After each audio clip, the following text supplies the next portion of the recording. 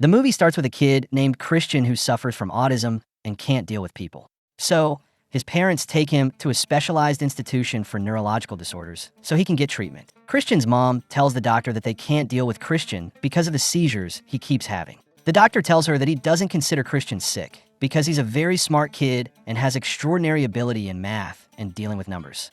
But his problem is that he can't deal with loud sounds and also can't handle bright lights, and that's what causes him a seizure. Then, the doctor suggests that they leave Chris to live in the institution to get prepared for a normal life. Chris's dad refuses and tells him that he works as a colonel in the army. And one of the lessons and opportunities he learned is that he faces his problems by himself. That's why Chris has to face his problems and live in the real world, so he doesn't become weak and can deal with people. At that moment, Chris is sitting playing a puzzle game and loses a piece.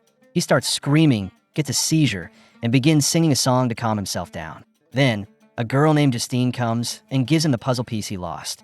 It's clear that she's also sick like Chris and can't speak. 20 years later, we see Chris is now an accountant in a private office, and there's a guy named Mike and his wife who are consulting him about their tax evasion. Chris tells them a very smart way to avoid taxes, which is to adopt a child so they can get tax breaks by raising him. They're impressed by the idea, agree to it, and invite him to their farm. At the same time, there's a guy named Ray who works as a director in the Treasury Department, and he's waiting for the new financial analyst named Mary Beth so he can do an interview with her. When Mary Beth arrives, he tells her that her resume she sent is very good and even qualifies her for a position higher than financial analyst. So, he asks her why she didn't apply for the financial director job. Mary Beth gets nervous and tells him that she likes the work of a financial analyst and isn't interested in the financial director position. Ray interrupts her and tells her she's lying, that the resume she sent isn't real, and shows her information about herself, telling her she was in prison before and involved with drug dealers. Mary Beth gets embarrassed or upset and tells him she has to leave, obviously because she doesn't want to get in trouble that could land her in jail for fraud. Ray tells her he can let her work as a financial analyst, but with one condition. She must find a person known by the name the accountant. He tells her that this guy works with criminals, helps them launder money, and kills anyone who stands in his way. He gives her photos of crimes committed with help from the accountant and gangs, but his face doesn't show in them. And we find out that the accountant they're talking about is Chris. At that time, Chris goes back home, and when he enters, he goes to his room, plays very loud music, gives himself a foot massage, and remembers when his mom left him and his brother because he was autistic and she couldn't deal with him. Then, Chris takes his sedative and sleeps. The next morning, Chris goes to Mike's farm and trains on shooting from a distance. Mike is watching him, amazed by Chris's skills and his incredible accuracy in aiming. After a while, Chris goes back home, where he has a mobile van filled with weapons and a lot of money. Then, Chris goes to sleep and remembers his memories from prison with a guy named Francis, who he considers his godfather because he taught him everything about dealing with gangs and how to use his super intelligence in the outside world. The next day, Chris checks the news on the internet and talks to his secret assistant. The assistant tells him he needs to work at a company to cover his identity because he's become famous in the criminal world as the accountant, and his identity could be exposed at any moment. He agrees with the idea and goes to an interview at a robotics and prosthetics company, where he sits with the company's CFO and also Mrs. Rita. Mrs. Rita is the sister of the company owner and his only partner. The CFO tells him that there's an accountant in the company who discovered someone stealing from the profits. So they want Chris to run an audit on all existing accounts to figure out which department is stealing the profits and also find out the method they're using. Chris agrees and tells him he wants all the files of the company's revenues. The CFO gets nervous and tells him that the company started 15 years ago and that to calculate 15 years of revenue, it would take 10 months. Chris confidently replies that he can finish all the accounting in one day. Meanwhile, Mary Beth is sitting and searching for any clue that leads her to Chris, so she sends his photos to a facial recognition center to identify him. Of course, the reason Mary Beth is interested in finding out Chris's truth is because she wants to succeed in the mission Ray gave her and get hired permanently in the department there. The next day, Chris goes to the robotics and prosthetics company to work on the theft case he was assigned. When he enters the meeting room, he finds a girl named Dana sleeping there, so he goes to wake her up and starts getting to know her. Dana tells him she's the accountant who discovered the theft and that she'll be with him in case he needs any info about the company's accounts. He tells her that he prefers to work alone, but if he needs anything, he won't hesitate to ask her. After a while, Chris starts opening the company's accounting files and writes them on the whiteboard to figure out the theft method. It's very clear how smart Chris is in accounting. He finishes writing on the whiteboard and even writes on the room's glass. Meanwhile, Mary Beth is sitting and replaying a voice recording of Chris 3 times. She tries to really focus on the voice and notices he's singing a children's song. That's the same song Chris sings when he gets a seizure, but still, she doesn't figure anything out from that recording. At that time, Dana goes to Chris, and he tells her that he was able to figure out the theft method, which is that someone from the company made a fake bank account pretending to be a client of the company and was transferring the interest money to it so that no one would notice. Dana is amazed by Chris's intelligence and tells him that she spent a whole month to close 1 year of accounts, while he managed to close 15 years of accounts in just 3 hours. Suddenly, Rita walks in, and she's amazed too when she sees the accounting work Chris has done. She asks him if he figured out what happened. Chris tells her that the theft was done through the profit accounts in the banks, and the only person who has access to those bank accounts is the CFO. So, she realizes that the CFO is the one who was stealing the company's money in the first place. Later that night, there's a criminal named Brax in the CFO's apartment, and he tells him that he came to kill him and his wife, but he could leave the wife alive in exchange for the CFO taking an extra dose of insulin and killing himself. If he refuses, Brax will kill them both. The CFO agrees and decides to commit suicide. The next day, Chris goes to the company and finds an employee erasing his accounting notes from the glass. So he tries to stop him. Then, the company owner comes and tells Chris that the CFO committed suicide because he felt guilty for stealing from the company. He tells him that the CFO was his best friend, and what happened made him lose him forever. From now on, he says Chris's job with him is over because he doesn't want anything to remind him of his friend. Chris starts feeling guilty because he thinks he caused the death of an innocent person. So he goes home, punishes himself, and starts hitting his leg with a stick, then throws away his sedative bottle. After a while, he calms down, takes a sedative pill, and sleeps. The next day, Chris leaves the house and finds a car watching him. Then, he goes to Mike's farm to practice shooting and forget what happened at the company. Chris starts remembering his childhood memories when he and his brother used to train with a martial arts coach. Their father was the one who brought the coach to teach them how to defend themselves. Meanwhile, 2 criminals break into Mike and his wife's house, and they threaten them, saying they lured Chris to the house to kill him. They realize that a gang is after Chris, and they make one of the gang members go to Mike's wife and tell her to call Chris. Chris sees what's going on and shoots the criminal. The second criminal gets scared of Chris, so he takes Mike and his wife in a car and drives away. Chris starts shooting the car engine to stop it. Then he gets in the car, pulls the criminal out, and starts threatening him to confess who sent him and what he wants. The criminal tells him that someone paid him to kill either him or Dana, the company's accountant. Chris loses control, strangles the criminal with all his strength, and kills him. Then, he decides to go to Dana to save her from the gang before they kill her. After a while, Chris goes to Dana's house and sees a suspicious man entering the building. He sneaks in through the back entrance and sees 2 gang members disguised as delivery workers attacking Dana inside her house. She runs from them and hides in the bathroom. Chris arrives at the last moment, kills the criminals, and asks her to come with him so they can hide and he can protect her from the gang. At that moment, Brax calls his men, and we find out that he's the leader of the gang. He tries to kill Chris.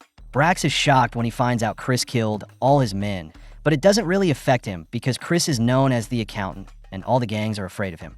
After that, Chris goes home with Dana, and she asks what those criminals wanted from her. He tells her that maybe he got involved with one of his clients, and Chris still doesn't know that they're working for Brax. He tells her they were probably watching him and saw her with him, so they assumed she was his girlfriend and decided to kill her too. That's why they have to run, because the gang probably knows where they are. Dana agrees, and she's amazed when she sees a super rare painting in Chris's car called the Blue Painting. On the other side, Medina is searching for Chris in the criminal records. Suddenly, she gets a call from the linguistics center. They tell her they analyzed Chris's voice recording and found out he suffers from a neurological condition that makes him sing that same song over and over again because it helps him deal with his stress. So, Medina starts thinking about what they just told her and gets an idea to figure out who the accountant really is. She goes to the Accountants Association and asks an employee there about the person with the highest, weirdest salary compared to the other accountants. Meanwhile, Chris and Dana are at a hotel, hiding from the gang. Dana asks him why he keeps weapons at home. He tells her his dad was a colonel in the army and taught him everything about martial arts and how to use weapons, and that he had autism and couldn't communicate well with people. Dana tells him that when she was in high school, she learned to cheat at gambling so she could make money and fit in with her classmates.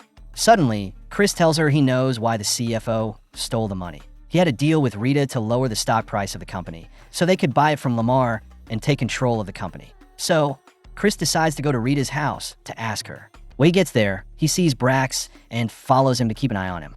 But Brax notices someone is tailing him. So he grabs his gun and fires at Chris, but nothing hits him. Chris keeps walking and sees Brax enter Rita's house. He goes in after him and finds Rita murdered. Brax has already escaped. When Chris sees her photo with her brother Lamar, he gets emotional and realizes he's the reason behind all of this, and that Lamar is the one who hired Brax to kill him from the start. Meanwhile, Medina is still at the association looking for anything to help her find out who the accountant is. An employee checks the database and tells her the richest accountant is Chris, and that he owns a small company and has shares in some money exchange stores.